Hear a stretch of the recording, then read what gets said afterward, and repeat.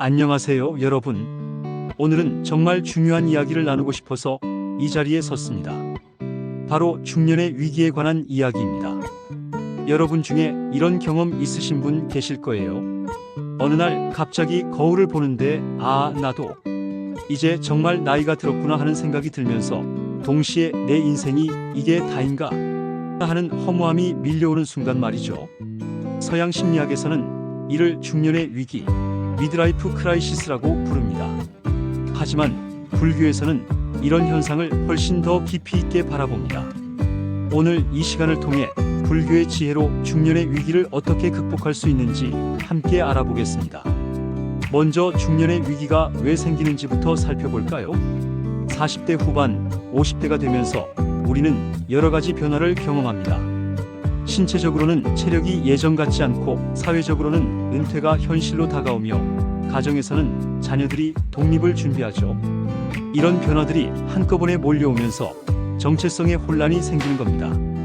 불교에서는 이런 상태를 중음신의 개념으로 설명할 수 있습니다. 중음신이란 죽음과 재생 사이의 중간 존재 상태를 말하는데 이전 생과 다음 생 사이에서 방향을 잃고 헤매는 상태를 의미합니다. 중년의 위기도 마찬가지입니다. 젊은 시절의 나와 노년의 나 사이에서 과거의 꿈과 현실 사이에서 길을 잃고 헤매는 거죠.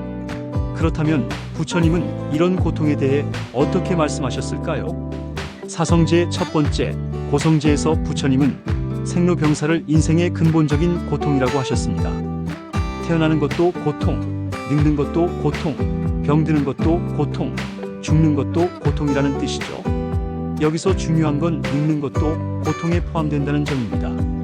하지만 부처님은 단순히 고통을 인정하라고만 하신 게 아닙니다. 고성제 다음에는 집성제가 있죠. 모든 고통의 원인은 집착에서 온다는 가르침입니다. 중년의 위기도 결국 집착에서 비롯됩니다. 젊었을 때의 나에 대한 집착, 성공에 대한 집착, 타인의 인정에 대한 집착, 완벽한 가정에 대한 집착, 이런 집착들이 현실과 부딪히면서 고통이 생기는 거예요. 제가 아는 한 분의 이야기를 들려드릴게요. 올해 55세인 김 씨라는 분인데요. 대기업에서 30년간 일하다가 명예퇴직을 하게 되었습니다. 처음에는 정말 절망적이었다고 해요. 내가 뭘 위해 이렇게 열심히 살아왔나 하는 생각에 우울증까지 찾아왔죠. 그런데 이분이 우연히 절에 가게 되었고 거기서 스님의 법문을 듣게 되었습니다. 스님은 이렇게 말씀하셨어요. 당신이 힘들어하는 이유는 이미 지나간 과거의 지위와 미래에 대한 불안에 매달려 있기 때문입니다. 지금 이 순간에 집중해 보세요. 그때부터 이분은 명상을 시작했습니다. 처음에는 잡념이 너무 많아서 힘들었지만 점차 마음이 고요해지는 걸 느꼈다고 해요. 그리고 깨달았습니다. 자신이 그동안 얼마나 많은 것들에 집착하며 살아왔는지를요. 회사에서의 지위, 월급, 남들의 시선, 자녀들의 성공, 이 모든 것들이 사실은 자신의 진정한 행복과는 별개의 문제였다는 걸 알게 된 거죠. 그래서 지금은 작은 카페를 운영하면서 오히려 더 행복하다고 합니다. 이것이 바로 불교에서 말하는 내려놓음의 힘입니다. 화엄경에 보면 이런 구절이 있습니다. 일체 법무와 마이너스 모든 것에는 고정된 실체가 없다는 뜻입니다. 우리가 집착하는 그 모든 것들, 지위도, 재산도, 심지어 우리 자신조차도 영원 불변한 것이 아니라는 거죠. 이 가르침을 중년의 위기에 적용해보면 어떨까요? 젊었을 때의 나, 성공한 나, 완벽한 부모인 나, 이 모든 나들은 사실 고정된 실체가 아닙니다. 그저 시간의 흐름 속에서 계속 변화하는 현상일 뿐이죠. 그렇다면 우리는 어떻게 해야 할까요? 첫째, 현재에 집중하는 연습을 해야 합니다. 불교에서는 이를 정념이라고 하죠. 과거에 대한 후회나 미래에 대한 불안에 빠지지 말고 지금 이 순간에 깨어있는 마음을 유지하는 겁니다. 구체적인 방법을 알려드릴게요. 매일 아침 일어나서 5분만이라도 명상을 해보세요. 편안한 자세로 앉아서 숨을 천천히 들이마시고 내쉬면서 지금 이 순간의 감각에만 집중하는 거예요. 처음에는 잡념이 많이 들겠지만 그 잡념들을 억지로 없애려 하지 말고 그냥 흘러가도록 두세요. 둘째, 감사하는 마음을 기르는 것입니다. 불교에서는 보시의 정신을 강조하는데 이는 단순히 물질적인 나눔만을 의미하는 게 아닙니다. 내가 받은 것들에 대해 감사하고 그 감사한 마음을 다른 이들과 나누는 것도 보시의 한 형태죠. 중년이 되면 우리는 이미 많은 것을 경험하고 쌓아왔습니다. 이런 경험과 지혜 자체가 젊은 세대에게는 소중한 자산이 될 수 있어요. 자녀들에게, 후배들에게, 지역사회에 이런 지혜를 나누는 것도 새로운 의미를 찾는 방법입니다.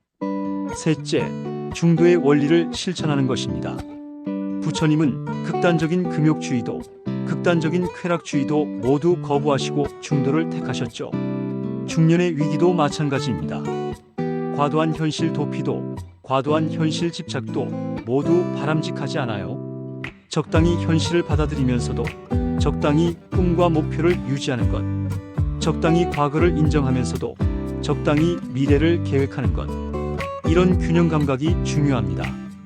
실제로 미국의 한 연구에 따르면 나이가 들수록 행복도가 유자 곡선을 그린다고 합니다.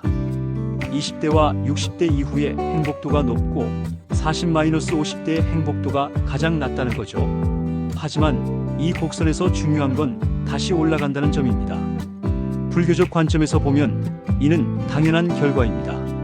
나이가 들수록 집착할 것들이 줄어들고 내려놓을 것들이 많아지면서 마음이 더 자유로워지기 때문이죠. 법구경에 이런 구절이 있습니다. 건강이 최고의 재산이고 만족이 최고의 부이며 신뢰가 최고의 친척이고 열반이 최고의 행복이다. 중년의 위기를 겪고 있는 분들에게 이 말씀이 특히 의미가 있다고 생각합니다. 우리가 지금까지 추구해온 것들, 돈, 명예, 지위 같은 것들이 진정한 행복을 가져다 주지 못한다는 걸 깨닫게 되는 시기가 바로 중년이거든요. 그렇다면 진정한 행복은 어디서 찾을 수 있을까요? 바로 만족에서입니다. 내가 가진 것들에 만족하고 내가 경험한 것들에 감사하며 지금 이 순간에 충실하는 것에서 진정한 행복을 찾을 수 있습니다. 마지막으로 중년의 위기를 기회로 바꾸는 방법을 말씀드리고 싶습니다. 불교에서는 모든 고통이 깨달음으로 가는 과정이라고 봅니다. 중년의 위기도 마찬가지죠. 이 위기를 통해 우리는 진정으로 중요한 것이 무엇인지, 진정한 행복이 무엇인지를 깨달을 수 있습니다.